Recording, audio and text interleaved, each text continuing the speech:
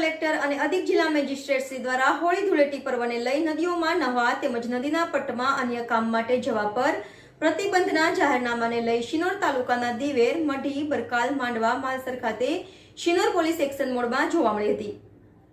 NN news Vadodara. દર્શક મિત્રો, તમારી આસપાસ બની રહેલી અવનવી ઘટનાઓ વિશે જાણવા માટે NN ન્યૂઝને લાઇક કરો, શેર કરો, સબસ્ક્રાઇબ કરો અને બેલ આઇકન પ્રેસ કરો, જેથી આપને નોટિફિકેશન્સ મળતી રહે.